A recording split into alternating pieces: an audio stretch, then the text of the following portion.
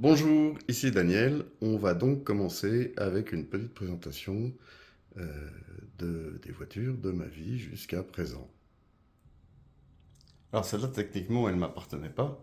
C'est la voiture de papa, mais ça, c'est mon jouet depuis.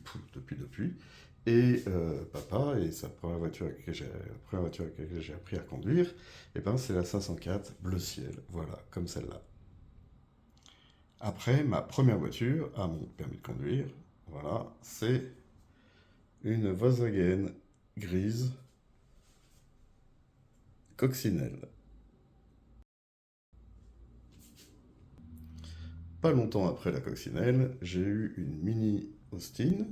Celle-ci avait la particularité d'être une 1275 GT qui avait un avant un peu carré et qui avait, si je me rappelle bien, 5 chevaux de moins que la Cooper. La mienne était vert cacadois.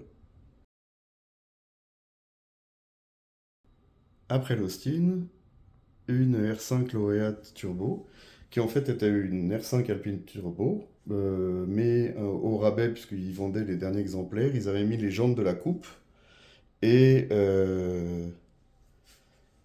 j'avais changé la mienne, j'avais un boîtier de direction de la coupe, et puis je sais plus trop quoi.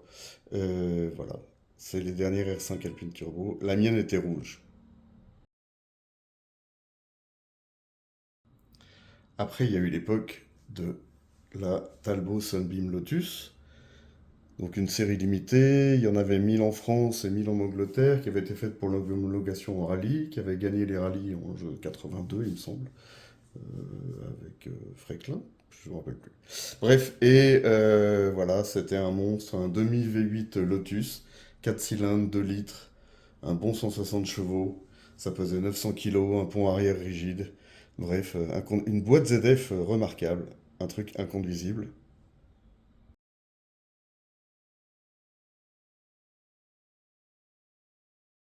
Puis, quelques années après est venue la Golf GTI, avec laquelle j'ai fait quelques courses.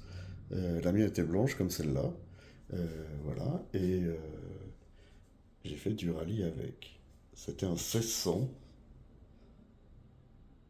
les deuxièmes séries, puisqu'elle avait la boîte 5. Voilà.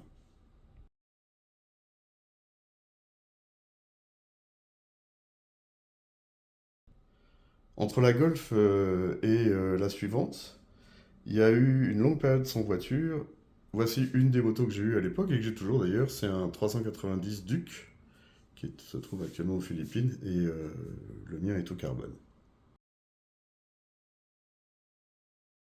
Et donc après, pour des raisons pratiques, une petite Toyota IQ de 68 000 bornes qui a fait son boulot parfaitement pendant un an et avec qui c'était tellement facile de se garer.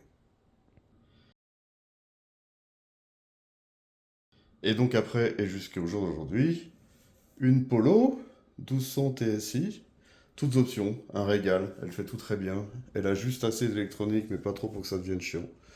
La dernière, un très bel achat, justifié pour pouvoir mettre une remorque derrière, ce que ne permettait pas la pauvre IQ, pour pouvoir tracter la moto pour aller faire des courses, bien sûr. Voilà, j'espère que ça vous a plu. Un petit retour sur les autos. Voilà, donc celle-là, j'ai pas pu la retrouver avec la couleur qu'il fallait, ni celle-là. Et voilà, j'espère que ça vous a plu. Merci d'avoir regardé jusqu'au bout.